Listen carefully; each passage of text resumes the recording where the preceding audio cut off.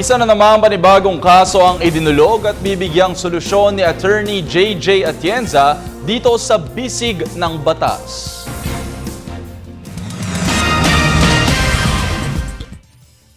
Ikinasal sina Lalaine at noong 1999, nagkaroon sila ng isang anak na lalaki. Matapos ang 5 taon, nagpaanal ng kasal ang mag-asawa kung saan ang kustodiya ng kanilang anak ay napunta kay Lalaine, subalit binigyan naman ng visitation rights ng korte ang amang si Eric.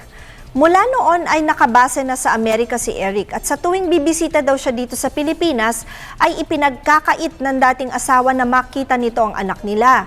Nang magbakasyon din sa Amerika ang mag-ina, kahit anong tawag daw na gawin ni Eric ay hindi ito ipinapakausap sa kanya ng mga kamag-anak ni Lalaine. Nang sulatan ni Eric ang dating asawa at nanghihingi ng panahon na makapiling naman ang anak sa tuwing bibisita siya dito sa bansa, sinagot siya ni Lalaine na hindi daw maaari dahil aasa lang daw ang bata na may ama ito at pagkatapos ay malulungkot lang sa pagbalik niya sa Amerika. Katwiran ni Eric, hindi naman daw mangyayari ito dahil may mga pamilya naman na ang isang magulang ng bata na nagtatrabaho din sa ibang bansa ay hindi naman naapektuhan ng paglaki ng bata. Maaari naman daw niyang ituloy ang pag-uusap nila ng kanyang anak sa tulong ng internet sa tuwing wala siya sa Pilipinas. Ayaw pa ring ipahiram ni Lalaine ng anak niya.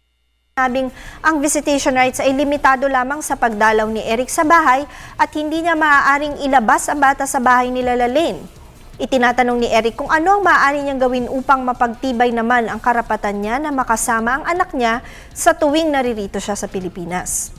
Eric, maaari mong ipaglaban ang karapatan mo na magkaroon ng oras na makapiling ang inyong anak sa tuwing naririto ka sa Pilipinas. Unang-una, nang mapawalang bisa ang inyong kasal ni Lalaine, ang korte mismo ang nagsabi na mayroon kang visitorial rights. Ayon nga sa kaparehong kaso na dinesisyonan ng Supreme Court sa kaso ng Silva versus Court of Appeals, GR number 114742 noong July 17, 1997.